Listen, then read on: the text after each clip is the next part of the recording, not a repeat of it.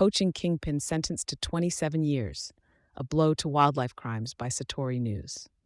In a landmark ruling that resounds across South Africa's borders and echoes the determination of the international community to tackle wildlife crime, notorious poaching kingpin Simon Ernesto Valoy, known by his alias Navara, has been sentenced to 27 years imprisonment by a Mozambican court. His accomplice, Paulo Zukula, received a 24-year sentence, marking a significant triumph in the relentless battle against poaching. Offering a detailed insight into the case, Satori News Agency examines the implications of these sentences for conservation and anti-poaching efforts. Minister of Forestry, Fisheries, and the Environment, Dr. Dion George, has welcomed the court's verdict with profound approval, recognizing it as a critical victory in the ongoing fight against organized wildlife crime.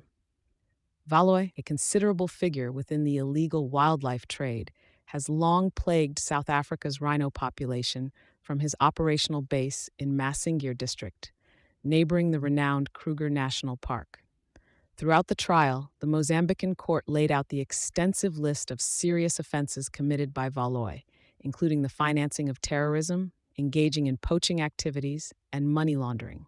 These crimes have not only inflicted immeasurable damage upon South Africa's natural heritage, but have also amplified risks for those bravely battling on the front lines of wildlife protection. This milestone in justice was achieved through the collaborative efforts of Mozambican authorities, specialized teams from the National Criminal Investigation Service, SERNIC, and the Wildlife Justice Commission. The coordinated intelligence operation culminated in the successful apprehension and conviction of Valoy and his co-accused, testifying to the power of international law enforcement cooperation. In his statement, Dr. George emphasized the compelling message the sentencing of Valoy and Zukula conveys.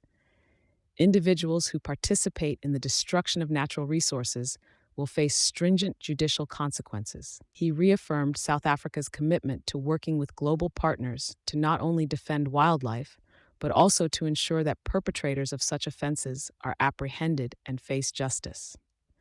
Dr. George's rallying call to all South Africans highlights the essential role of communities in combating environmental crimes.